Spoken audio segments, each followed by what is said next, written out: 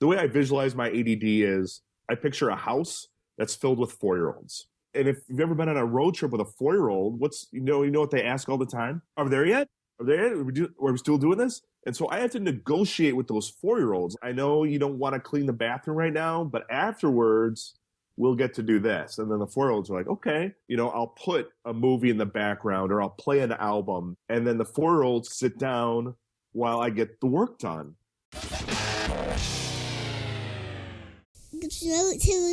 Reporting for duty. Hi, my name's Gibson, and this is my friend, Daddy. ADHD Rewired, episode number 45. My name's Eric Tivers. I'm your host. This is the podcast designed for those of us who have really good intentions and a slightly wandering attention. We know that starting can be the hardest part, so let's get started. But first, let me tell you about this. Make 2015 your most productive year yet by joining the next ADHD Rewired coaching and accountability group. 3 months of coaching 5 days a week, coaching calls, personalized video feedback, virtual group study hall for those tasks that we've been putting off, and daily accountability with your accountability partner. Schedule your free screening call with me now before prices go up. Monthly installment plans are available and start at just $249 a month. And just like last time, this group will sell out. Take action. Go to ADHDrewired.com and click on the big Rewired coaching picture at the top of the page. That's ADHDrewired.com and prepare to get your ADHD rewired. I just want to quickly thank Audible for continuing to support this podcast, and you can help out by going to audibletrial.com/ADHDrewired for your free audiobook download. Wow. I want to thank everyone who attended last week's free webinar on productivity and apps, and where I got to show a lot of you an inside look into the upcoming ADHD Rewired online coaching and accountability group. I was really just blown away by how many of you came to check out the webinar. But what got me really fired up is how many of you actually scheduled your free screening call with me to be part of this group. So I think for me, the next kind of hardest part about, besides just the launch and coordinating everything for the launch, is to decide who's going to be included, because I have a feeling I'm going to have more people that are interested in this group than there is room for. So depending on, I don't know how many people schedule, I guess I may have to just do 2 groups, which is certainly a great problem to have, but we'll see. If that's the case, I may need to get some administrative support. But if you missed the webinar, if you missed the last webinar, I'm actually going to be offering this one more time on January 12th. That's Monday, January 12th at 1 p.m. Central Time. If you're interested in the upcoming coaching group, you really don't want to miss this webinar. Details are at my website. Just go to ADHDrewired.com and you will see the webinar banner on the top of my website. I do have a few things that I do want to tell you about before we get started with today's interview. I was a guest on a couple of podcasts that I want you to check out. First, I was on Jeff Copper's podcast. He hosts Attention Talk Radio. He actually interviewed me twice in the last month or so. I think actually one was in the very end of November. And the interviews were all about productivity and apps. These are definitely worth checking out. I was also interviewed by a new podcaster. His name is John Timmerman, who has a brand new podcast. The name of his podcast is called Successful and Fit, which, as I'm realizing that I haven't worked out in over a month, I wonder if he is fully aware of that. But go check that one out. It was a really fun and good podcast, and I think you guys will enjoy it. But the one that I'm actually most excited to tell you about, and some of you who are in the Facebook group already know that I was interviewed by John Lee Dumas of Entrepreneur on Fire. That's the one that I'm most excited about, and that actually just came out. So, I mean, it's funny because I don't usually get nervous for interviews or even speaking in front of large audiences. It actually kind of pumps me up. but I was really nervous for this one. I'm not fully sure why. I guess part of it was, and I was a part of John's podcast training program. And so his podcast, Entrepreneur on Fire, and his group were really influential and really a big kind of launching pad for me and this podcast.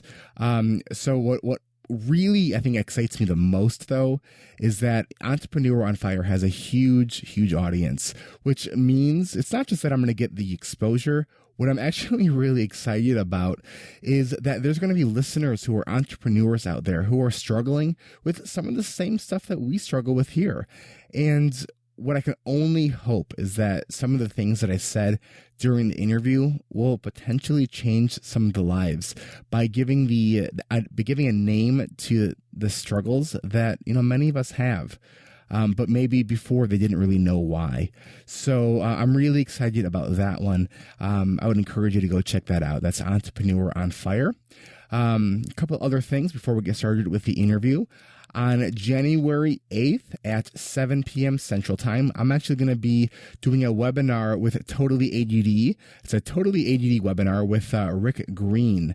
If you don't know Totally ADD and Rick Green, Totally ADD is a website created by the folks who did the PBS documentary ADD and Loving It, and the other one, ADD and Mastering It.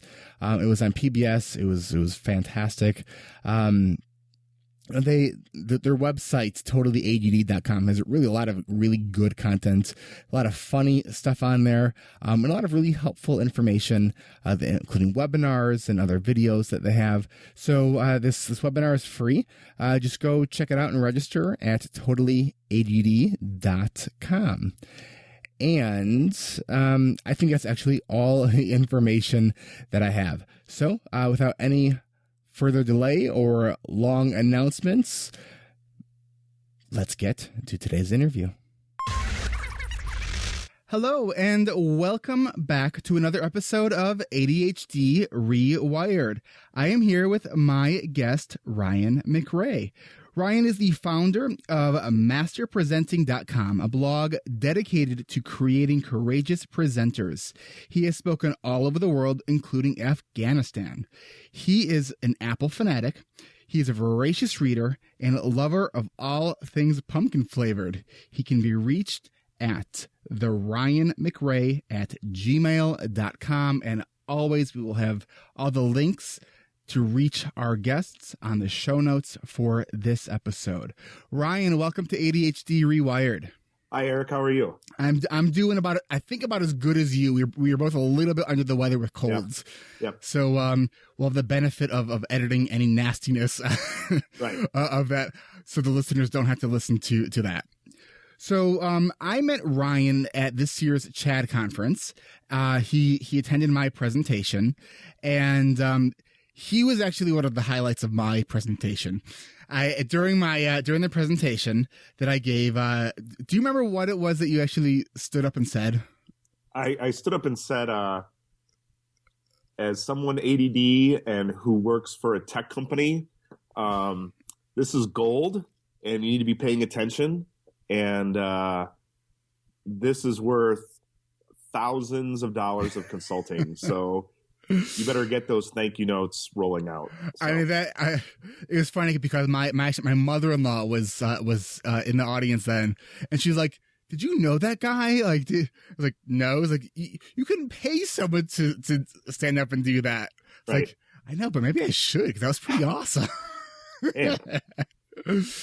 So it's fun to meet people who get kind of as geeked out over productivity as I do. And I think that, we definitely have a good, we could probably go head to head and maybe would surpass me a bit on kind of your love for apps. Yeah. So I'm very excited to have you on. As you said, you're a big Apple fanatic, and you do work for a big technology company that, I know that you can't really say who it's for, but you might like it in your pie. So, but we want to make sure that anything that you say is of your own opinion and not of any inferred company that you may or may not work for. Correct. Okay. Correct. All right. So Ryan, tell us a little bit about you. Let's start with kind of how you kind of learned that you had ADHD. It goes back about 20 years. I was a student at Illinois State University, and I was a sign language interpreter. So I worked with our disabilities office, and one of the people who worked there said, have you ever taken an ADD assessment? And I was like, there's no way. And she gave me it was like a 40 questions on this questionnaire. Uh-huh. And I was like, I thought it was like a joke. I thought she generated the questionnaire to match who I was. And I'm like, yeah, these are all me, and then she's like, yeah, you're ADD. And my personality is if I, there's a problem, I just dig deep in. I have no avoidance in me. I'm just going to figure it out. So I went to a psychiatrist. I'm like, I think I'm ADD. And he asked me to bring in all my school records. And it went back, first grade. And he just opened them all up on a table, and I knew he had done this exercise a million times. And he's like, super creative, doesn't pay attention, blurts out when not, unnecessary, doesn't turn in his homework, highly motivated, didn't hand in his homework.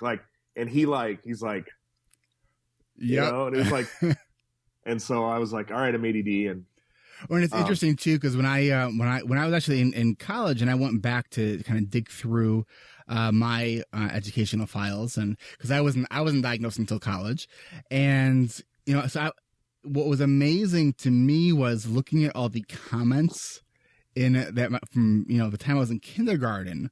It was all right there. Right. But they didn't understand. Most teachers did not understand that you don't have to be hyperactive to have ADHD.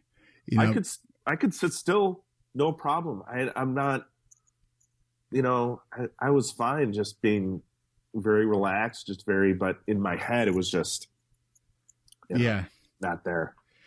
So you got that diagnosis. Now, was there something that drew you to get that diagnosis? Were you having any kind of a challenge in your life that were like, what's going on? That's a great question. So I was studying deaf education. So I was looking to be an educator of people who are deaf or hard of hearing. Uh-huh. And it was mandatory they would take 11 hours of biology, 4 hours of sign language, 12 hours of biology. And so I'm in my anatomy and physiology of the speech and hearing mechanisms class. Pencil ready, and I couldn't understand him. He was from Boston. No, it wasn't an auditory issue. It was just, everyone was scribbling down notes and nodding, and I couldn't grasp onto it. And so for an entire semester, I literally just took the notes of the person next to me. I sat next to the same person for a semester and said, I don't understand him. What do you mean? He's speaking English. There should be no difficulty. I'm like, it's like Teflon on my brain. I couldn't. Have you ever had issues with other people who have accents? A little bit. My wife actually has that issue. I love British and English accents. I like listening to the BBC. She cannot stand it. She's like, oh, really? I can't. My brain, I can't process what they're saying, which I think is a really interesting, idea. The fact that our brain is so freaking complicated. But so, it does make kind of sense that it could be very possible that if the language that you're typically hearing something in is in one dialect or accent, when you hear it differently, it can make it hard for your brain to process it. That's not that crazy of an idea to me. Right. Yeah. And so I got a D in the class. I had never gotten a D. And I was like, I got a D?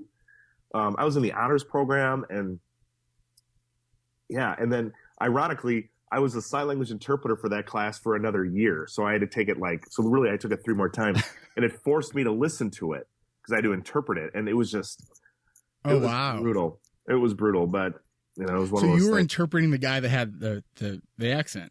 Yeah.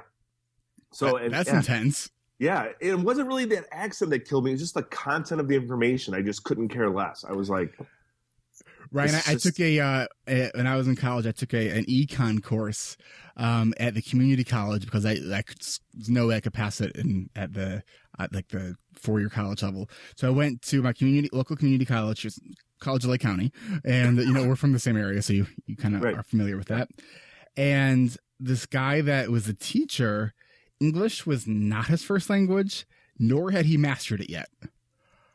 And he would confuse things like is and isn't. Oh, wow. Which changes everything. Yeah.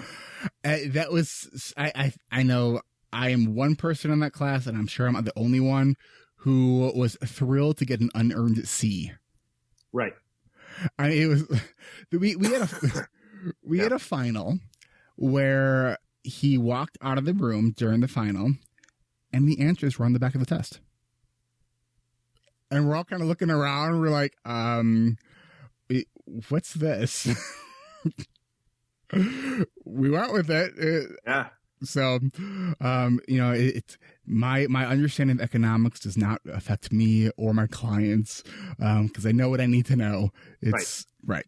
So you got this D. You went and got your this evaluation, and did you take medication? Tell me a little bit about what the process was afterwards. I tried to take medication, and this is back in like 1993, 94. So really they hadn't made a lot of leaps in their medication. So it was just very like stifling. I felt very like I just got a low affect after a while. Okay.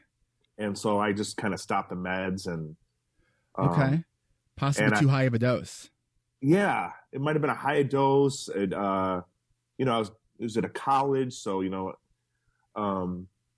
but what I did was just kind of dig deep into what do I find problems with in my executive functioning, and what can I do to supplement or kind of task out those executive functions that that I was struggling with. And what were some of those areas that you were having difficulty with?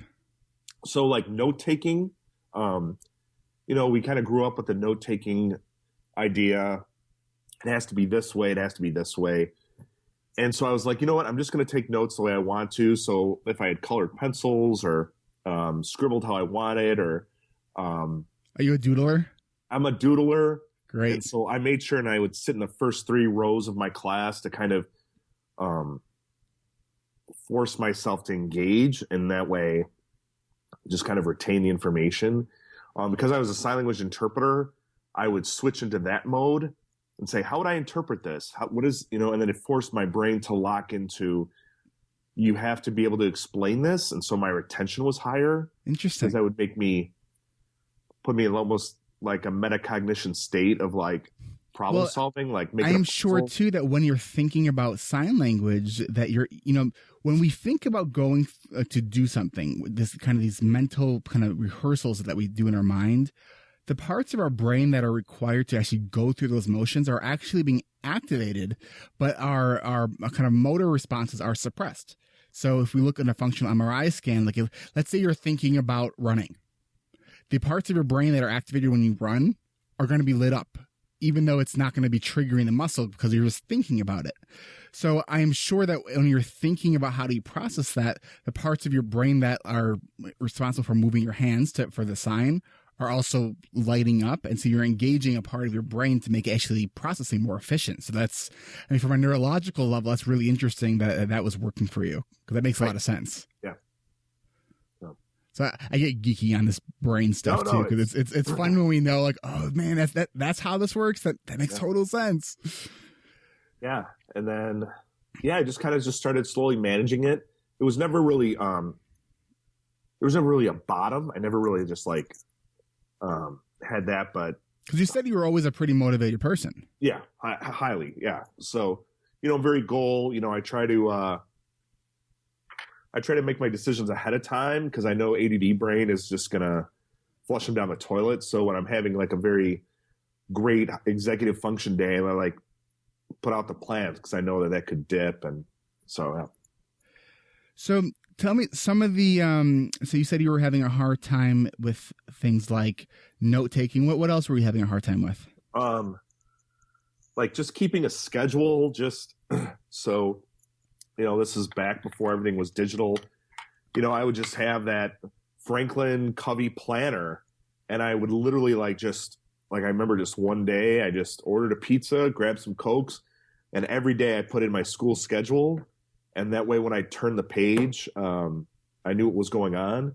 And then what I did was, so let's say I had a paper due in a month, I would put reminders 3 weeks, 2 weeks, 1 week, 3 days. I would do that stuff day. too. Yeah. But it was all on paper. So, it just took an entire Saturday of canceled football game plans and, activities where and then my planner just became I would flip that page to Tuesday and it was these are all the things you have to do. And I was like, okay. So, because I just mastered front loading things so that on decision time, because my ADD will, if I have the choice of 5 things, ADD will do the 6th one. And he's fine with it. And I'm like, no, there's no food in the house. You haven't done laundry. So, I turn the page oh, I guess it's laundry day because Ryan from the past has just declared it. So I just was like, all right, well, okay. And then I would do that. And that kind of led me into, just how I manage my time. And that's just been the theme of the next 20 years is just preloading those decisions. And I wound up teaching, I became a resident director and I wound up teaching freshman students how not to screw up their life. And I would teach them this methodology. You can't, if you have a due date and that's all you put down on a calendar, it's over. You have to set these reminders, these small pieces. And then. So do you ever have an issue with ignoring those reminders? Occasionally, but I call it paying dues. So let's say my schedule just gets wrecked or those things don't get done. My immediate move is they have to go to the next day and I have to walk myself through the pain point of it. Hey man, oh, you don't want to do laundry now? Imagine what it's like tomorrow when you're looking for a clean shirt. Just go to story time. Or imagine what it's like not to return those 3 phone calls. Do you want 3 phone calls now or 3 angry emails tomorrow? What do you want? The way I visualize my ADD is I picture a house that's filled with 4-year-olds. And that's my brain. So I have my kitchen where I deal with making sure I eat and take care of myself. My living room, my social time. I break it all up. My office where I do side projects in my career work. And then I just drop 8 4-year-olds into it. And if you've ever been on a road trip with a 4-year-old, you know what they ask all the time? Are we there yet? Are we there yet? Are we still doing this? And so my brain. Or if it's my son who's 3, so I don't want to go. Yeah, I don't want to do this. And so I have to negotiate with those 4-year-olds, like you probably negotiate with your 3-year-olds, or you. I just pick them up and say we're doing it. Sorry. Yeah. I'll say hey, you know what? I know you don't want to clean the bathroom right now, but afterwards we'll get to do this. And then the 4-year-olds are like, okay. Or if I have to write something and the 4-year-olds are just we're not doing it. I'll put a movie in the background or I'll play an album. And then the 4-year-olds kind of sit down while I get the work done. But sometimes they run the show and I just have to let them. I have to put them in the playroom. I have to put on a video game on my iPad while I watch, Doctor Who and just let them be 4-year-olds. So I think it sounds like most parents who try to pick their battles. You have to pick your battles, bro. If you go in my kitchen right now, all my dishes, they're on different shelves. It looks like where's a bowl? Where's a plate? I'm like, well, sometimes I need it here and sometimes I need it here. So they're going to be in all 3 places. And they're like, how do you function like that? How do you function? How do you have all your bowls in one place? You might, you just need different stuff in different places. You got to do what works for you. And, I used to farm out when I was a resident director. I couldn't do laundry in my building because of students, because they would be like, hey, Ryan's washing his clothes, let's pour bleach in there, you know. So I was like, I could either but I couldn't sit there and guard my laundry. Like my ADD would just flip out because it was so boring. Even if I bought a book, I was just like, that feeling of being stuck and like trapped somewhere. Yeah, I would go nuts too. And so what I did was I farmed it out. So the people who did, I found a laundromat, and they're like, yeah, we do fluff and fold for $1 a pound. And I'm like, sold. And so I would drop, once a month, I would drop off this massive thing of laundry. So how much more would that cost you?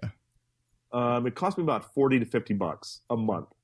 Now people were like, you're wasting all that money. And I'm like, it's not. That's a lie. That's actually, it's a frugal move. Right. I don't buy laundry detergent. I save 6 to 8 hours in my month. And not even like counting the times that you would, forget that you had something in the washing machine, then have to redo it. And So I took off my plate because as ADDers, we have this like limited resource of willpower. Yes. And I always tell people, like, you have a bucket of willpower and we have a bucket of willpower, yes, and ours has a hole in it. Constantly. So you have to and so I'm always thinking, like, how do I stop the bucket from draining? Laundry, done. I was like, oh, one less thing. Anything I can task out. If I was really having ADD problems, I would get a housekeeper just for a month. Mm-hmm. Be like, hey, you're coming twice, and I just need some help. People are like, you're lazy, you're this. I'm like, no. Like, it's funny too, because growing up, my parents always had a cleaning lady that came once a week, and I was like, man, it's like, I always thought it was ironic when like my mom would like be complaining about like money. I was like, you're complaining about money, but we have a cleaning lady that comes once a week. I totally get it now, because it is exhausting to clean a house. So my wife and I, we once a month we get a cleaning lady, and I look at that as an accommodation, not as like this luxury, because it's like, yeah, we can do it, but if we're being really honest with ourselves, we don't. And then it weighs on us. And then if I do it, I will spend the entire weekend detailing the house because I get so hyper focused on stuff. It's just not worth it. Right. And I think for ADDers, if I could tell every ADD coach this, make sure, and parents and teachers, don't pick other battles for ADDers. It will fall apart. You just have to explore what the pain point is and say, like, where do you find your most frustration? Yeah. Cleaning the house. What's it worth to you? And there are other things that I do that, people would farm out that I'm like, I'm fine with doing that. But one other thing I do is I hate running out of stuff.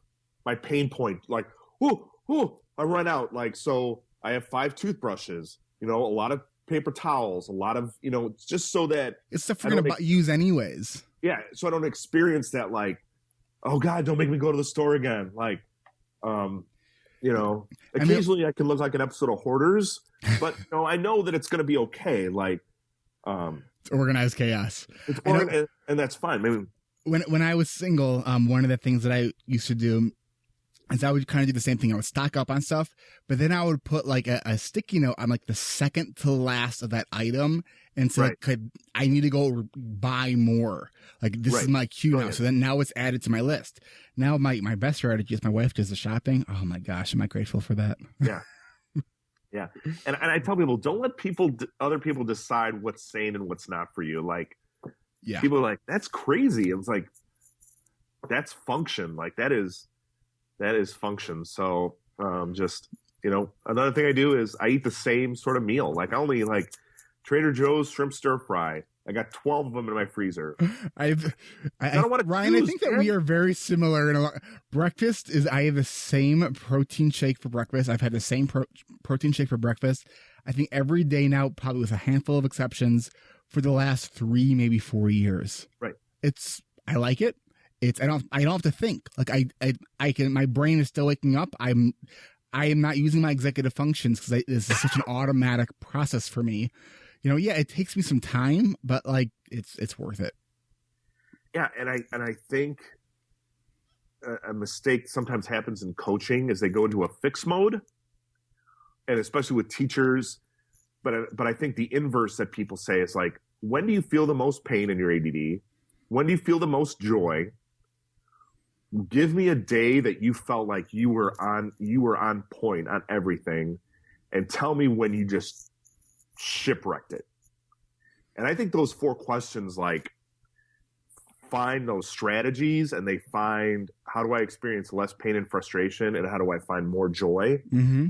I think we focus on the less pain a lot, and I think we need to also focus on like, hey, when were you just on top of it? Mm-hmm. One trick I have, if there's a lot of the 4-year-olds are just like tearing my house apart, and I'm like not working, or I go to the movies, and I find like that experience of just sitting, intaking, that I come out like, and the 4-year-olds are asleep on the couch, and I'm like, let's get to work, like, and then because I've given them that access, and I know people listening to this are like, clearly this guy needs to be on more medication with the 4-year-old's metaphor.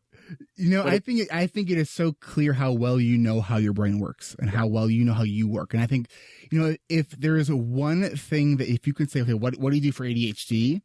It's know who you are and do it, and like keep tweaking that and keep asking yourself that question: is this working for me? Is there anything I can do to improve the situation? Because it's like what works for me might not work for you. What works for us might not work for you as the listener. So I just think it's so important it's kind of like life is this ongoing, never-ending experiment. If something isn't working, just start experimenting. Yeah, light stuff on fire until you figure out what works. Yeah, I tell people, I say, figuring out ADD tricks and hacks and tips and strategies is like, Eric, have you ever been to like a Las Vegas buffet? I've never been, like, I've lost the idea of going to Las Vegas is a little bit frightening to me. I think I would like the thought of it almost puts me in sensory overload. Yeah, it is. It is like now. And I get in sensory overload going to the grocery store. Right. So I don't think I can do Vegas. Yeah. I'm a big Vegas fan because I kind of let the 4-year-olds run free. But what I tell people is like, when you go to a buffet, like you need to get the lay of the land. Like, what are all the things they serve? Just don't grab a plate and start loading it up. So when you're looking at ADD tips, treat it like you're going to a buffet. Try a little of everything. Yeah. And then if you don't like it, that's okay. If it doesn't work for you, there's more to choose from. The other thing is a lot of ADDers sit at the table waiting for people to bring them the strategies, and they sit with empty plates all the time because they're not really engaged in getting those fixes. And ironically, like become hyper focused about the fixes and see where that pain is. And like, hey, I'm really frustrated right now. What went wrong? What's going south? And what's one thing I can do right now to get me to a better place? And you'll find like you'll start to build this momentum. Like I hate exercise. I hate it. Now I know the world says, I hate exercise. No, I just can't. I used to go to a CrossFit gym for a long time because they made the decisions for me. I didn't have to think about, am I doing this? Am I doing this? No, they just kicked my butt, and then I would cry in the car, and then I was done. But you saw the value of it. I absolutely. People are like, how can you spend $60, $130 going to a gym a month? I'm like, because I absolutely, without a doubt, know its success. So it's a great investment in what it's a great investment, and it mellows out my 4-year-olds. But I had to learn, I'm not here to be pro CrossFit or anti CrossFit. But then I took a break from it just because my life kind of went, and I knew that had to go. It just did. I had to change what was on my plate, and that's okay. It's not. Well, Ryan, let me jump in really quickly here. We're going to take a quick break, and then we will come right back, talk more about some productivity hacks, and hopefully we can maybe get into some apps that you're really excited about. So we will be right back. Audible trial.com/ADHD Rewired for your free download. Trial.com/ADHD Rewired. Trial.com/ADHD ADHD Rewired. Go to audibletrial.com/ADHD Rewired for your free audiobook download. ADHD Rewired, prepare to launch. The ADHD Rewired Coaching and Accountability Group has started. Early registration and screenings are underway now. Early registration is open to a limited number of people, and pre-launch promotional pricing ends Monday, January 12th, after the webinar. Don't get stuck on the wait list. Don't get stuck paying full prices. This group is already filling up. Schedule your free screening call with me now. Go to ADHDrewired.com and click on the Rewired coaching picture at the top of the page. That's ADHDrewired.com. You can make 2015 your most productive year yet. 3 months of coaching, live calls, videos, adult study hall, and don't forget, accountability partners. Imagine having someone to check in with between 1 to 4 times a day.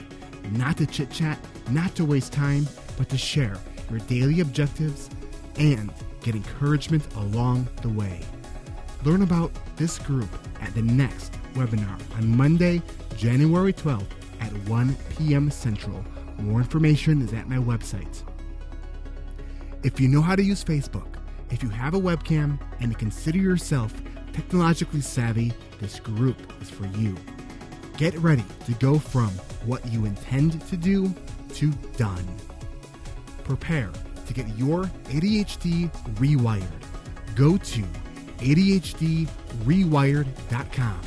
Click the Rewired coaching picture at the top of the page and follow the directions on that page. That's ADHDrewired.com. All right, and we are back. You have been sharing with us a ton of just great strategies and tips and just really ways of thinking about your ADHD. You know, that metacognition piece, that thinking about how we're thinking is so important. And I think that sometimes people with ADHD have the tendency to just jump into kind of whatever we're doing. Okay, let's fix it. Okay, let's fix it. Let's try this. Let's try that, right, without pausing. And it's that when we take that pause and we say, okay, what am I actually struggling with? What am I actually wanting to do? Is what I'm doing now working? What can I try differently? Okay, let me try that. And then let me pause again to see, okay, did that address the problem I was trying to solve? So that's that thinking about thinking, you know, and not in the ADHD way of thinking about thinking, where we're just thinking about the ideas of, oh, how do thoughts actually happen? Right. So actually right, yeah. Analyzing your thought process. Right. Okay. So, your 4-year-olds are, sometimes they kind of rule the roost, but for the most part, you're in charge. Right. What are some of the tools that you use to help you kind of keep everything together for the most part? I'm big into technology. And one of my ADD struggles is information management. I can be lost in the internet and all the fascinating things that are about that. Mm-hmm. Also books, podcasts, the whole thing. But I'll tend to read something, you know, I'll just tend to like not read things that really aren't producing any value, read things that really aren't enhancing what I want to do.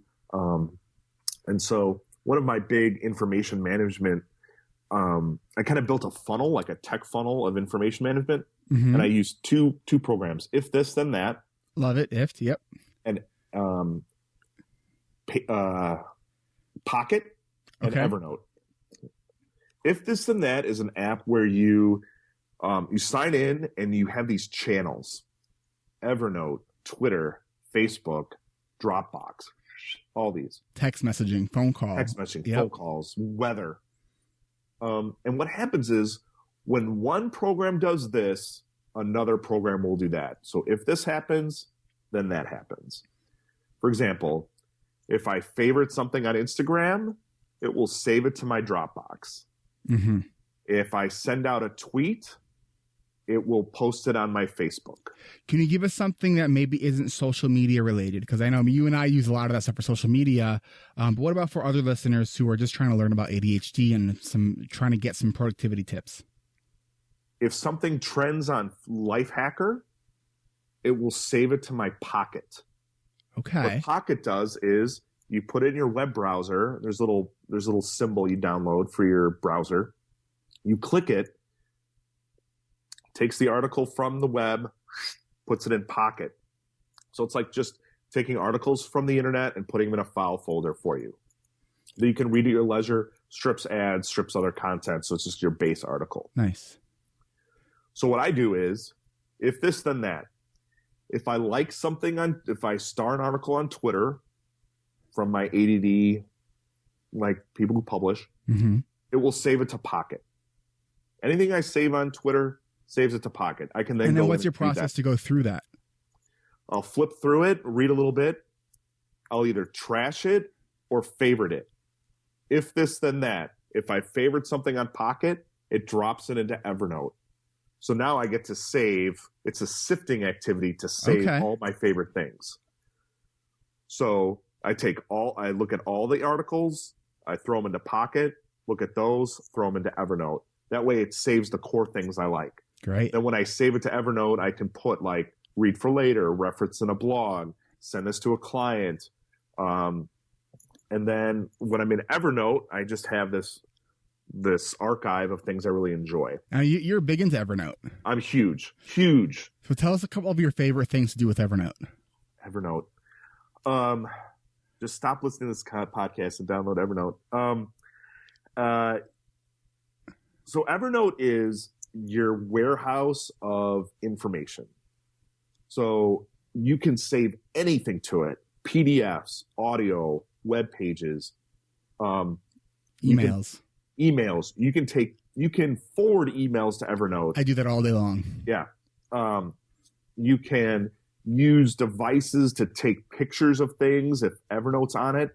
You can save business cards. You can it's okay to hoard, and we can talk about digital hoarding, but you can put all these things and then make notebooks that store. So all of I put all my renters information in a notebook. So if I need renter's insurance, there it is. I put receipts from Christmas shopping. All my medical stuff goes in there. I'm a premium user. I can use it offline and it will sync to all my devices. And you can simply take pictures. So when I'm in a store that rhymes with Schmarns and Schmobel, and there's a book that I want to get, and I sure as hell I'm not paying full price for it, I'll take a picture of it, put a tag books I want, and that way later on, if I'm looking for something, I see the book, I can then look it up on another, like a website that offers books, and do that. So and maybe even audiobooks like Audible. And if you haven't already, you can get a free download by going to audibletrial.com/ADHD rewired. Or if you are old fashioned and like the smell of paper and a book, which I still do. I love I think when I hear the ideas that books are going out, I'm like, no, they're not. Like there's something about a book that like I can remember where I see something on a page. When I'm reading a book, there's no way you can remember to do that because you don't have that tactile piece. But also, since the holidays are coming up, and hopefully I'm going to air this before the holidays now, that you can go on to my website, ADHD Rewired, and use the Amazon search bar, because that's a great way where you can say, thanks, Eric, for doing what you're doing. It doesn't cost you any more, and I get a couple pennies on your purchase. So thanks. There's my shameless plug. Now you were saying.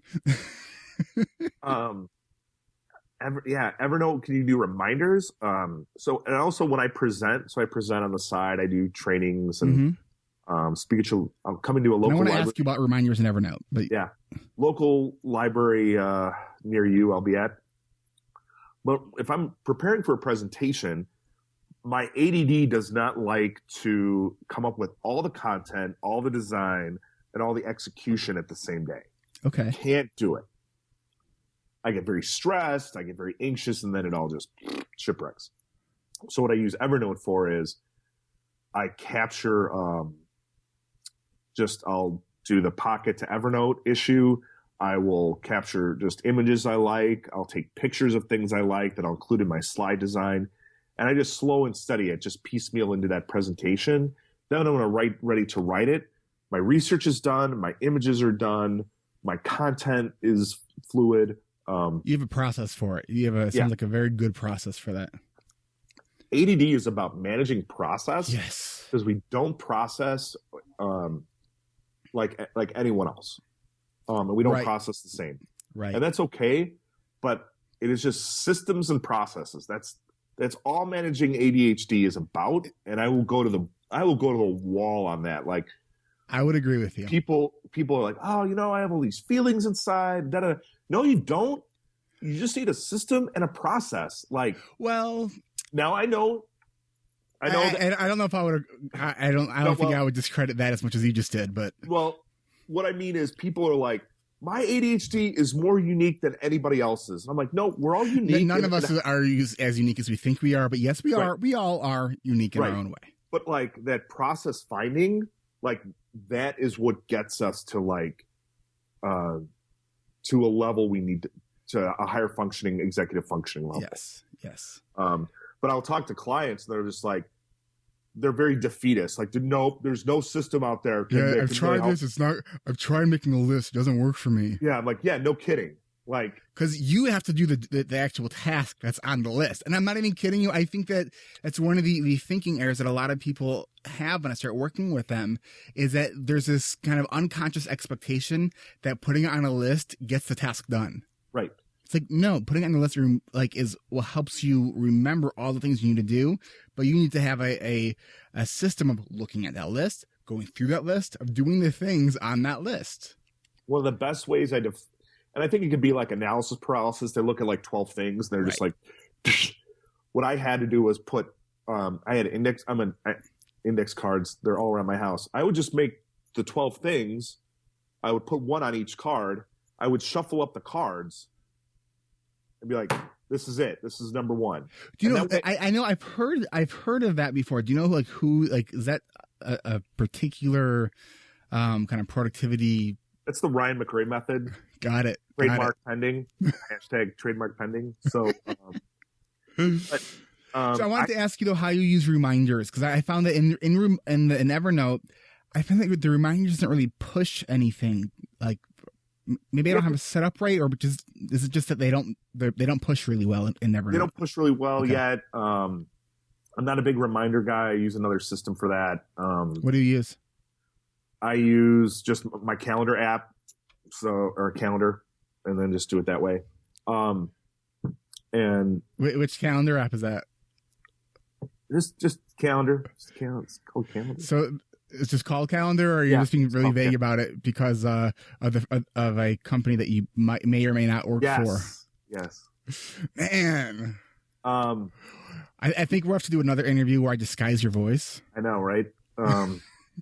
The other thing is, and I know it sounds, you're probably going to rage on the mic on this, but I'm a big fan of like paper calendars. I have one in my, I get this yearly calendar. It's huge. I'll send you the link and you can put it in the show notes. And I'll use it just to put reminders, and it's in my kitchen. So when I drink my protein shake, I'm like looking at it. Mm-hmm. I always tell ADDers, like, if you're going to use a calendar, like, make it fluorescent orange. Make it so obnoxious that you have to look at it. Because make it blink. We have these good intentions, then it's like underneath our couch, and it's like, oh. So you have to like make it. So I like the visuals. I like Sharpies. So I'll send you the link, and we can put it in the. Okay. No, I would love. Here's my kind of big tech wish, is that something like the LiveScribe Smart Pen would come out with a calendar that actually has instead of a pen is a pencil, and the laser that like records what you're writing is also on the eraser side as well, but it's integrated into a calendar. And so it could sync your online calendar with a paper calendar, because I actually prefer to have things just handwritten, because I as much as I love apps and for my kind of productivity and use a lot of them, I've really I've started just using kind of a notebook, and that's been huge for me. But I would love, because I used to be very kind of meticulous about my paper calendar, and it was part of the process of going through it. But because I so much of my schedule is coordinating with a lot of other people during the day, I need that flexibility of online scheduling, because there's no way to outsource that and or automate that through the systems that I use on a paper, unless you know of something. Nope. Nope. Well, if any app developers are listening, come on, let's get on that. Yeah. Nope. I know nothing about app developing or apps or, yeah. Sorry, man. I think you're holding back on us, to be honest with you. I do what I can. But, I like my job. I hear you. I don't want you to lose your job. Yeah. Okay. Look at that responsibility. It's pretty cool. When motivation allows us to actually inhibit the things that we want to say, we got the right job. I'll tell this to the ADDers out there. Like, you might be in a job that just frustrates you. Like, find a job that is just random every day. I was a teacher for 3 years, couldn't do it. It was because Monday was the same as Tuesday was the same as Wednesday, and I was like, and looking back at like all the education I received, and then I just kind of was like, whoa, make sure that it matches that ADD brain. And the way I tell people to do that is like, find the job that no one else wants. And then $10 says that's the perfect one for you. Like, I was a resident director and I worked with college students. It was random every day. Like, cause every day it was like a sitcom, man, with no laugh track. Like, it was just crazy. And then I went to Afghanistan for a year. Tell us quickly about that. So I burnt out of my job as a resident director because I was approaching 40 and I was living with 18-year-olds. And this was like Groundhog Day. Like, oh man, like they're just coming up with other ways to ruin my day. And so, I mean, it was fun. I enjoyed it. I loved teaching. I loved the whole, but it was just time. And a friend of mine offered me a job. And I think the 4-year-olds got one over on me, which I didn't see coming, because we will escape anything. And this goes for the planet. We'll escape anything to get out of pain. We'll do anything. We'll just, whatever it is. And they said, hey, do you want to be a trainer in Afghanistan doing radiation training? I'm like, I don't have a background in that. They're like, we'll get you up to speed. So I got I studied, took week-long training in radiation, and I know, right? My ADD was like, the first day my ADD was like, oh, this is okay. And by day 3, it's like, this is too high of a level. But anyway, I did that, and then I flew to Jalalabad, Afghanistan. Oh my gosh. I got off the plane and was like, I think I screwed it up. Like, I think I messed it up. But it was, my ADD just clicked in. And so I was able just to manage a lot of stress, it was very lonely. Yeah. When I told someone this, like, well, how bad is it? I'm like, have you ever been in a place where no one can find you? Like, what do you mean? I'm like, has there ever been a time in your life you couldn't pick up a phone and have someone find you and pick you up? They're like, no. I'm like, yeah. When you're in Afghanistan, no one can find, like, oh my gosh. I'm on the corner of Dirty Tent and Dusty Road. Like, what do you want from me? So, but I used that time because the 4-year-olds needed a project. And so what I did was I heard a speaker talk on charity water. It's building wells in sub-Saharan Africa. Mm-hmm. And so I said, hey, I'll write a haiku on a postcard and I'll send it to you if you donate $25 to my campaign. And I thought I'd raise a couple $100, postage is free when you're in Afghanistan. Okay, postcards are $0.25. Yeah, I sent 171 haikus out to the world and raised about $6,000 for charity. Wow, that's cool. And it just gave my ADD like a project. Like, okay, you're kind of in Afghanistan and it sucks. but I didn't want to spend that time listening to like. You were like actually in Afghanistan.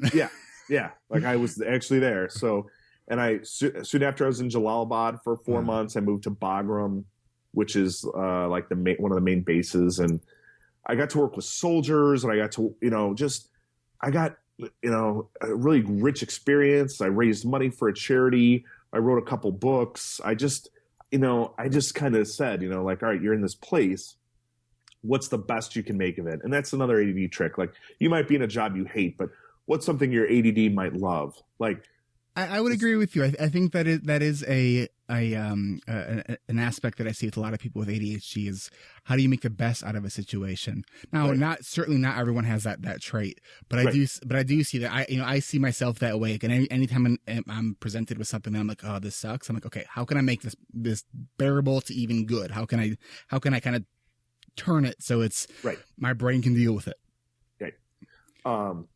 So I think that's another key to ADHD is what, if you're in this frustrated portion, where can you take that energy and say, hey, I'm going to craft this. This is my side gig. I'm going to start a blog. I'm going to, I do a coaching for a great kid, Jeff Ramison, who does ADHD Kids Rock. He's building a blog to, so that parents, teachers, kids can have a forum and I met him at the CHAD conference. Right. Yeah. Just a real bright Seems kid. like a neat kid. Yeah, he won a scholarship from the World Domination Summit. It's a conference that happens in Portland. Yeah. To build that, and it's really great to see that. But I think something I would tell your audience is have a side gig, a side project. Nothing that you don't necessarily have to sell it, make money on it, but something you enjoy. I look at the Lego Movie. I hate when people go, "Oh, squirrel," like from Up, like that's what ADDers are, and I'm like, "Oh, like A, the joke is old. B, we're not cartoon dogs. Like, it's not, I just don't get any joy out of that. But like the Lego Movie, I think is like the ADD canon of like, you want to test for ADD? Show that movie to a group of 100 people and you will see the eyes light up of the ADDers. And yep, that's you. Yep. Oh, no, not so much. You're out. Like, because and then the father and the son, it's like the perfect like rigidity versus like ADHD. Like I have to glue things and make it all perfect, and this one is. I want to see the movie. I've never wanted to see that movie. Speechless that I haven't seen the movie. I have no words. Okay, I have no words. I will. Your next podcast will be about that movie if you watch it. Is it on Netflix? I don't know. It's on another place you can download movies. Okay. Like where else do you download movies? Yeah, you're gonna have to research that yourself, my friend. Oh, okay. Maybe like the iTunes store. I don't know. Okay, got it. You're hilarious. All right, let's move into the last part of the show, which we call the random question round. I've been training for this, Eric. This is the part of the show that has nothing to do with ADHD, which then paradoxically has everything to do with ADHD. Are you ready? I am. Okay, my first question which is the standard first question for this part of the show. If you could invent something, what would it be?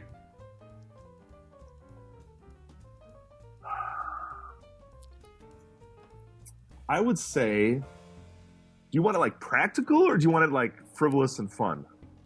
It is completely your decision. I would say a machine that transmutes sand into water. And I think that would like revolutionize the world as far as just people having access to clean water. I know it's like kind of deep, but that's just a passion of mine that turning on tap and being able to drink. Is that possible?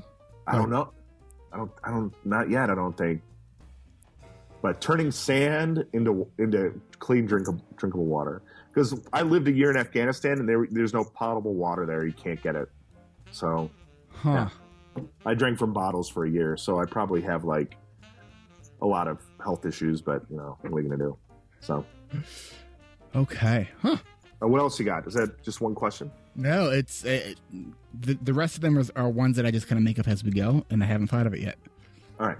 You're like, come on. Come on. All right.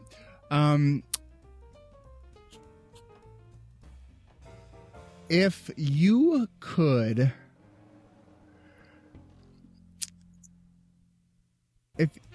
have had a meal with Steve Jobs, what would you want to talk to him about?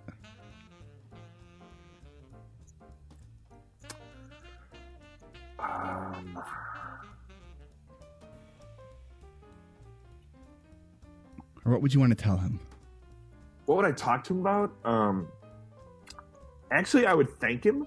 When I was working at a camp, I wrote him. I'll tell you the shortened version of this.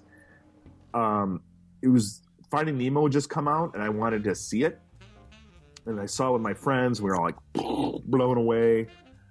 And then I called Apple and said, "Hey, I'd like to give a tour of Apple." And they're like, there's nothing to see. It's not Willy Wonka's chocolate factory. You big nerd. It's just whiteboards and cubicles and typing. And I'm like, oh, that boo. And so I said, what about Pixar? And they're like, well, you need special permission from Steve Jobs. I'm like, well, what's his number? And they're like, we're not giving you his number. Well, what's his fax number? And so I faxed him a letter asking if we could tour. And 2 weeks later, Pixar called, and I got to take 15 college students. Really? To tour Pixar. So, and at the letter, I said, we'd love to say thank you and shake your hand for giving us this opportunity. And at the end of the tour, Steve wasn't there, but the director said, I don't know what you said to Steve, but he called me personally to have you come out here. That's an awesome story. And so from that tour, we saw the Toy Story storyboards. We saw the artists where they sketched like the seagull that goes, mine, mine. Like that's what he heard his 2-year-old say. So he just sketched it. Yeah. Saw like the second largest computer in the world that rendered like the whale coming to Dory. That's actually what it would be. So a minute and 30, it's probably faster now, but a minute and 30 clip took a day and a half to render. So, because it was physically perfect. Wow. The way the particles would move in that movie is the way the particles would move in real life. And so, I would just say thank you. Like, thanks for giving me that tour. 2 guys dropped out of their degrees and pursued art. Because of that tour. Because of that tour. How cool is that? Wow. And when we get together, when we see each other, like, we'll, Facebook, where they're like, hey, do you remember Pixar? And I'm like, yeah. So it was like you've had some really cool experiences. So I would thank Steve for that. So cool. All right. So my next question is, if you could pitch a movie to Pixar, what would it be? Well, my answer would have been Incredibles 2, but I think that's in the works. Completely original. So completely original idea. Give me the premise and the name. Oh my gosh.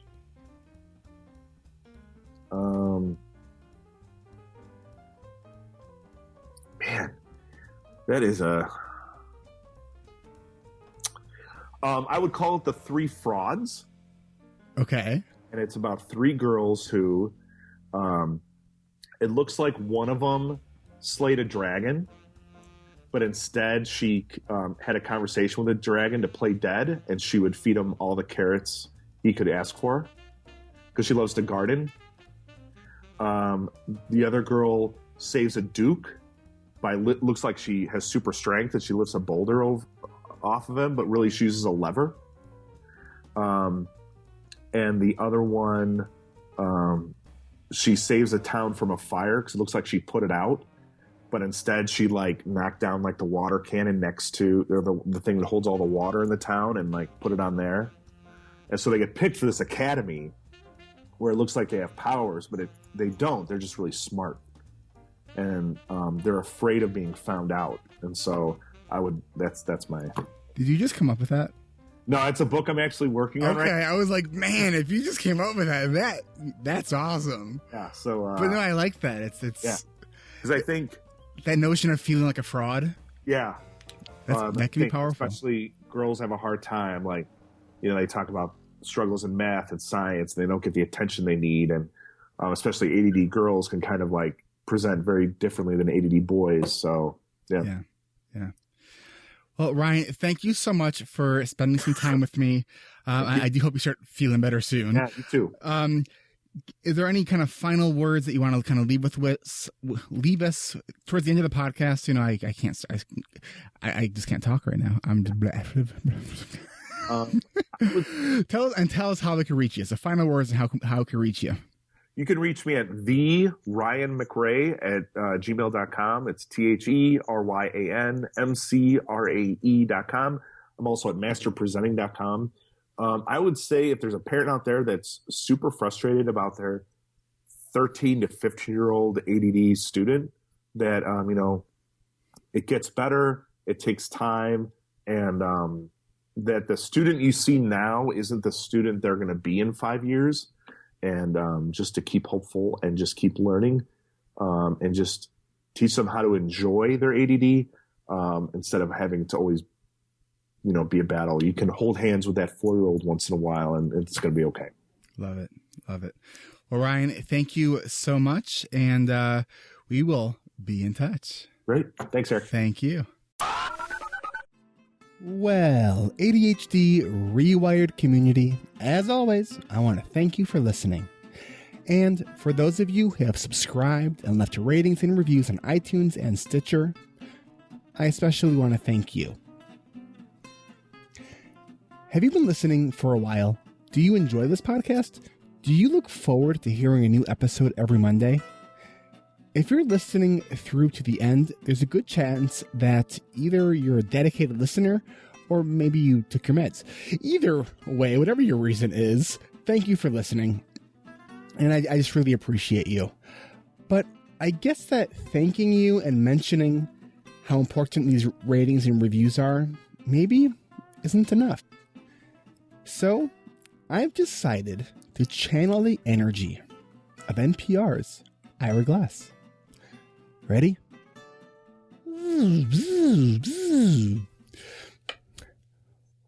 What I'm about to ask you about right now, I know you've heard, but I do want to ask you to help me out, help this podcast out. I'm not even asking you to pay for it. I'm just asking for a minute or two of your time to leave a rating and review on iTunes or Stitcher so other people can find this podcast. If you value this content coming to you each and every week for free, you can actually make a significant difference by helping the podcast pop up as a bright, shiny object at the top of iTunes. You know, the more people who click subscribe and leave ratings and reviews, the higher this podcast appears in iTunes. I know that over the course of the next few weeks, there's probably going to be at least 1,000 of you who will listen to this episode, and even a fewer of you who have listened through to the point, all the way to this point. But not you. You're still listening.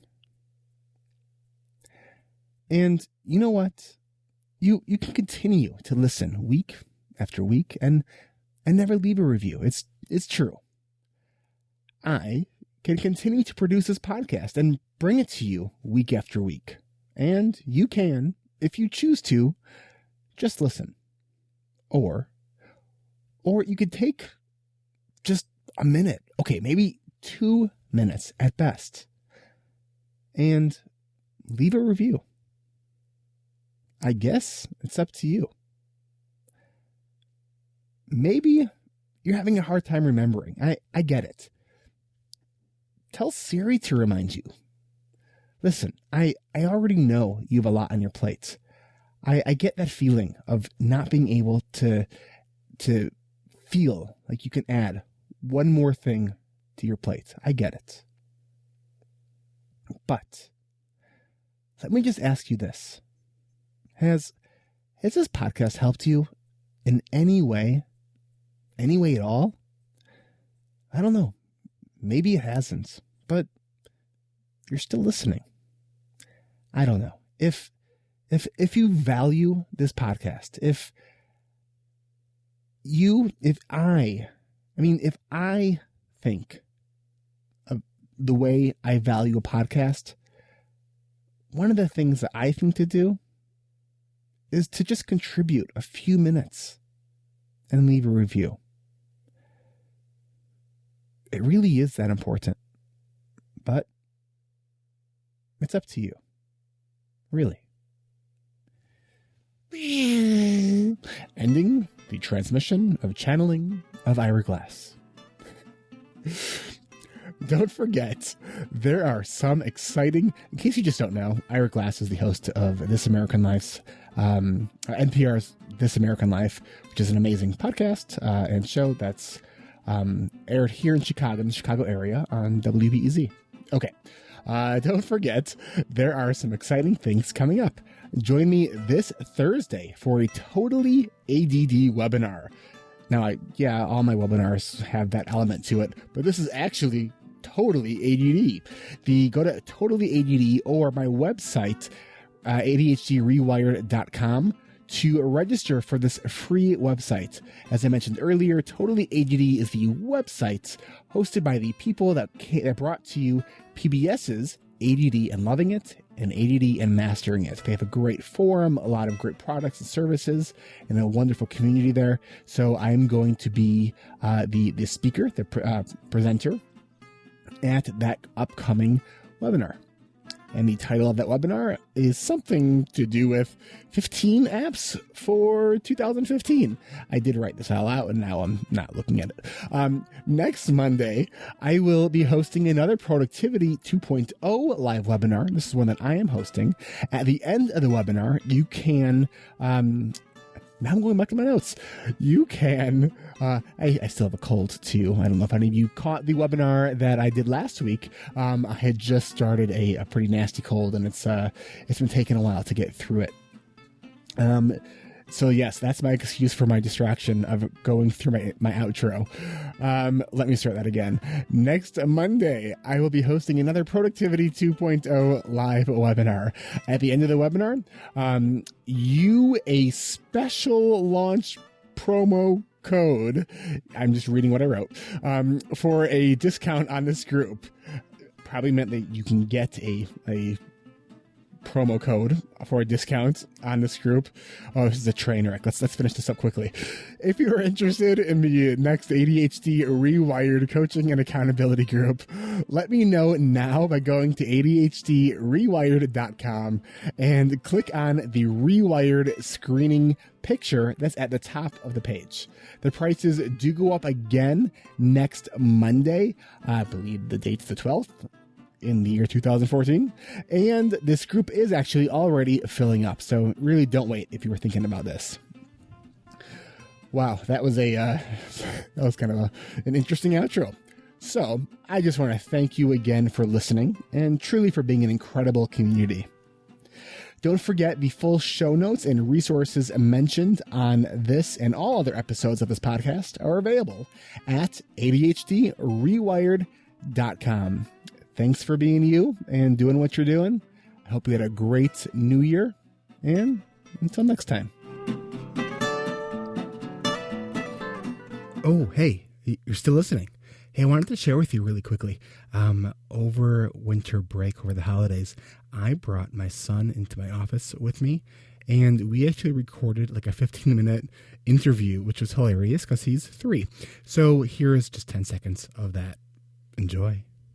ADHD Rewired is a problem to say. I'm ADHD Rewired, and my daddy loves monkeys.